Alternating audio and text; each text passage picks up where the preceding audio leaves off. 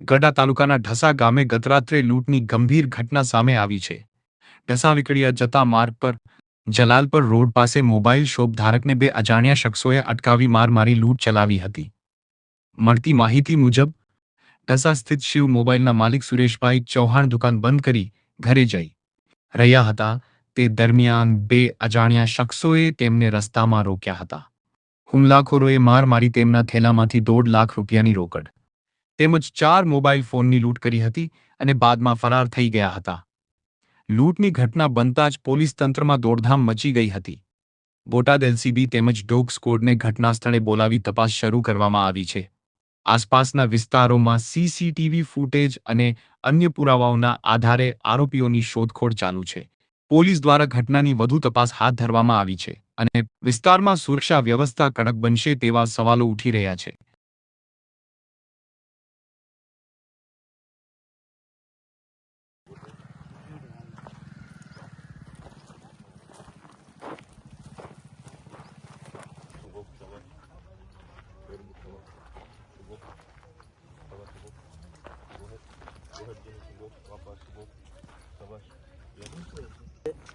બરોબર દસેડેલા છે. 5 નંબર 1 નામ બોલો તો સ્ટે સુગો મેલની સવાર સુગો મેલ સવાર સુગો સ્ટે બ્ર ના ના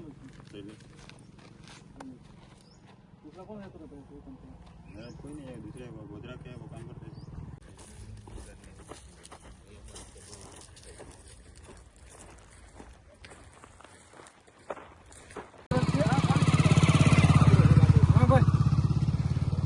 वो नाना पोलीस स्टेशन अंदर तो प्रोहिबिशन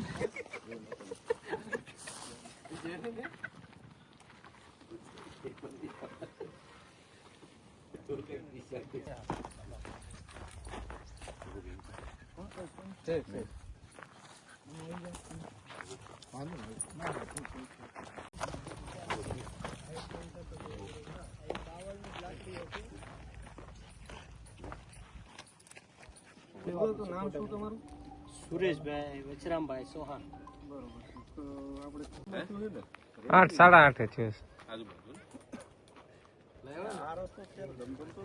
આ બધા છે ઈ કોણ છે? આ બધા મજૂરિયા ક્યાંના?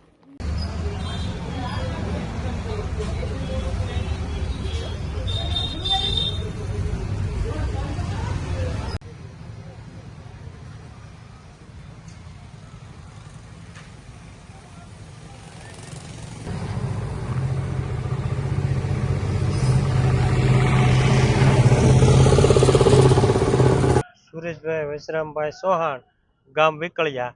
શું કામ કરો તમે? મારા મોબાઈલ રિપેરિંગની દુકાન છે, શિવ એન્ટરપ્રાઇઝ નામે. શું ઘટના શું બની તમારી સાથે?